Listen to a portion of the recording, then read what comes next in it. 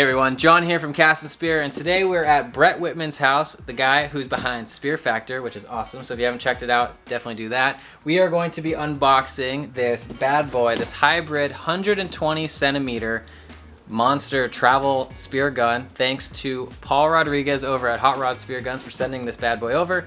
We already made our spearfishing target, which we're gonna take to the pool. Let's unbox this bad boy and shoot it and test it out so you guys can check it out for yourself. So we were chatting with Paul and he kind of walked us through the whole process.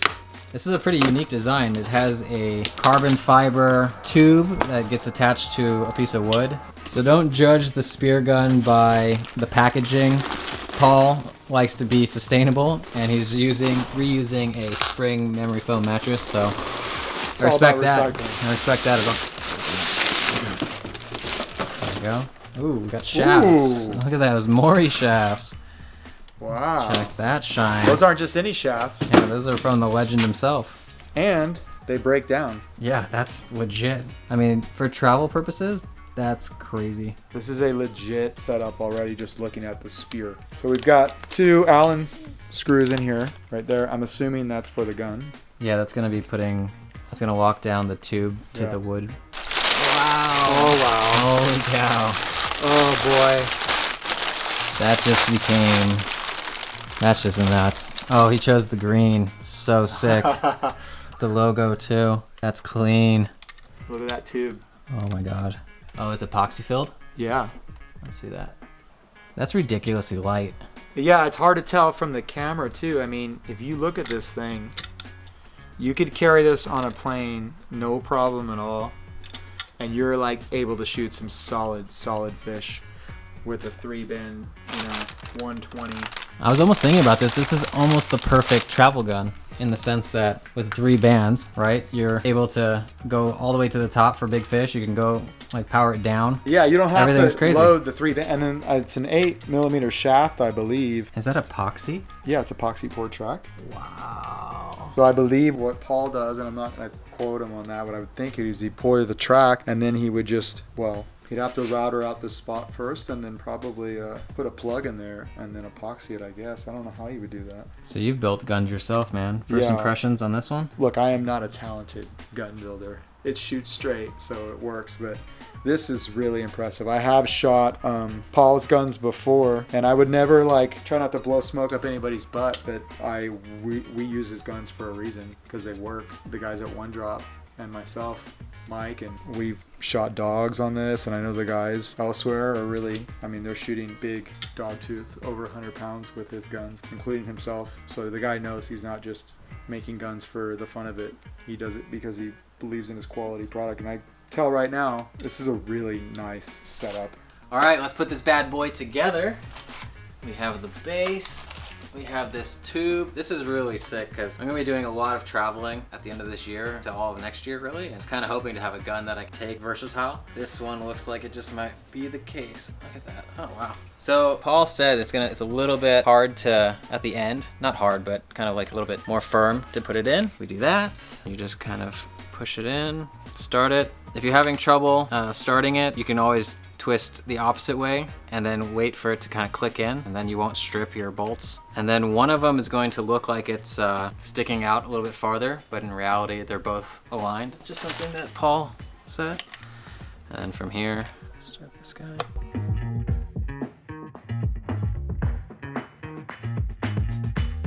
Yeah, this is crazy because you can put this in a backpack. You can fit this almost anywhere. It's nuts. Do you have any recommendations in terms of putting guns together?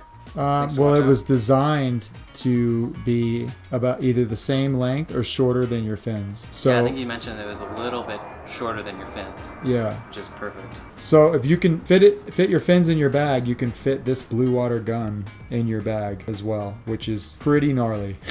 So just put this bad boy together. Make sure you don't ratchet this thing down. You don't need to use the big end. You could just hand tighten it. You don't want to strip these bolts. All right, let's put the shaft together. I'll let Bret put that together and show you guys, and then let's get in the pool. All right, so we have a collapsible Mori shaft. I can feel this thing, and it feels really, really solid. Everybody knows Mori. It's just the next level. He just does everything just amazing.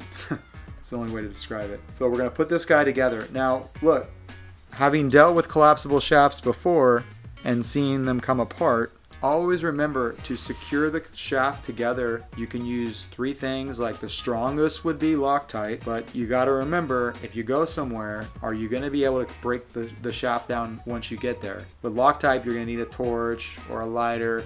Get it really, really hot. See the Loctite start to bubble, and then break it apart. It's not that bad. You can do it though. The other option is a lock washer. You just slide it on there. That works really good. Again, depends on what kind of fish you're going for. Look, if you're traveling somewhere far and you're going for giant tuna, throw Loctite on. Yeah, Loctite on there. Other stuff, you should be fine with a lock washer or even an O-ring just to keep that tension. Those are options. Here we go. Today, we're not gonna put anything on it because we're gonna show you. Then we're gonna test in the pool. Then we're gonna break it down, take it home, put it to sleep, let it get lots and lots of nice, really good sleep. Take it out maybe in a month or 2 and start slaying some bluefin with it. Slides together nice and smooth. And already, just as I tighten it, I can tell this thing is pretty damn solid. Like, if it's gonna bend here, it would probably bend anywhere. If a big fish, this thing is really, really solid. So let's get this thing in the pool and let's test it out.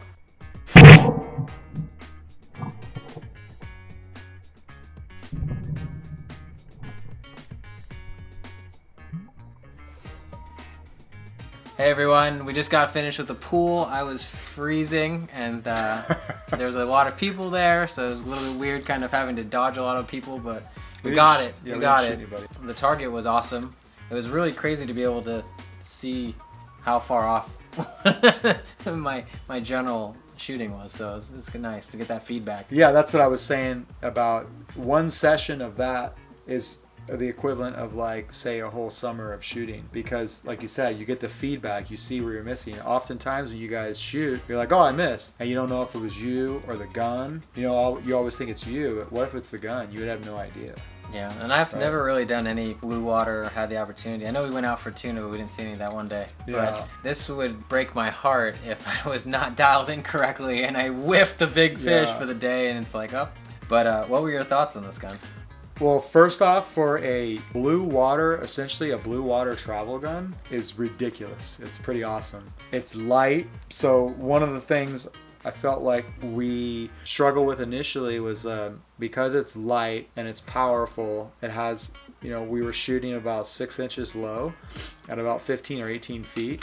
And some of that could be us, it could be muzzle flip. And so then when I shot with, knowing that I shot with 2 bands, I was, you know, pretty much hit where I was aiming the whole time after that, and then also went back to 3 bands and then made sure to point and keep a real nice stiff supporting hand, and it hit, you know, again, relatively straight. So as far as a blue water travel gun, it's ridiculous. But like you said, with your experience with blue water gun, the minimal experience with blue water guns, they're powerful and you've got to be ready to pull that trigger, you know. Yeah, and this is a 120 centimeter, and I'm about almost 5'9", and I didn't have a loading pad, so I couldn't really get it to load that nicely. Bret had to be my default. I do wish it had kind of that middle flag, that kind of like loading flag. That always helps me, the rest tab. Yeah.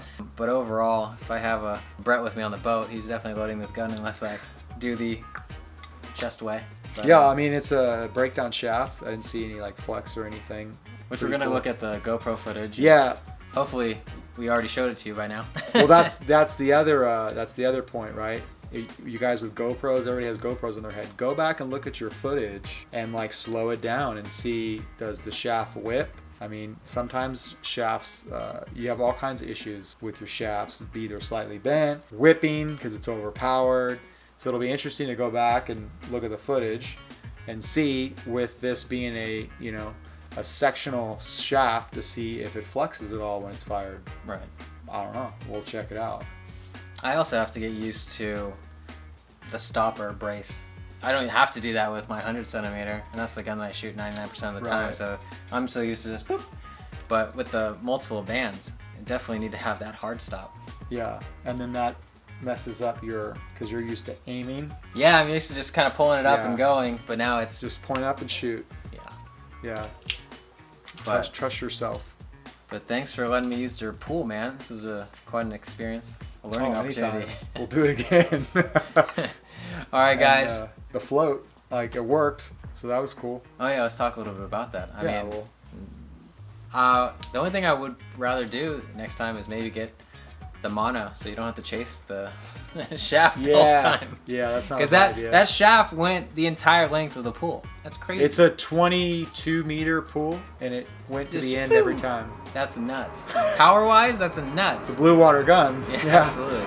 Well, I guess for a travel gun, you know, you're gonna be going in a whole bunch of different scenarios. 1 band's probably good for most reef opportunities. 2 bands, like, you know, just kind of a hybrid, and then 3 bands if you, for whatever reason, see that big fish.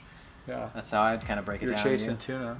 Yeah, if you're chasing tuna, go 3. What would you do? Like, reef fish 1, what would you do 2 bands? Like a yellowtail size? You know, it all depends. Under 20 pounds? Well, you have a couple other factors. That's a whole other conversation. But like with the length of the gun, right? You're talking about band stretch. So that means a lot when you consider, you know, acceleration over time and shooting stuff. With this gun, particularly 120 centimeters, 2 bands will shoot just about anything. Okay, saying that, you're talking about yellowtail, mahi, a wahoo, you know, anything like that. But if you're going for the for the dog tooth, I'd go 3. Yeah, I mean, we've taken bigger grade dog tooth. 100 pounds, around 100 pounds with 3 bands, no problem. Number 1 rule when you guys are shooting, close the distance.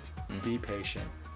Don't take these Hail Mary far shots. Even though you know you can hit it, like myself, I've done this before, your penetration is going to go down. So if you think it's a big fish and you got 2 bands on there, bring them in closer. Makes a lot of sense. Yeah. All right, so for care, we're in the pool. Chlorine definitely can damage your gear, so make sure you give it a good rinse. All right, well, thanks for watching. I hope you enjoyed this unboxing video with this Hot Rod Spearguns travel 120 centimeter hybrid bazooka. Thank you, Paul, for sending it out to us. Really appreciate it. I'm definitely going to give it a couple test drives in the open water soon. Hopefully get myself a nice size California yellowtail, maybe even a tuna if we go on a tuna excursion soon. Oh, absolutely. So stay tuned for those. If you haven't already done so, please hit that subscribe button and that like button. And until next time, stay safe in the water. See ya.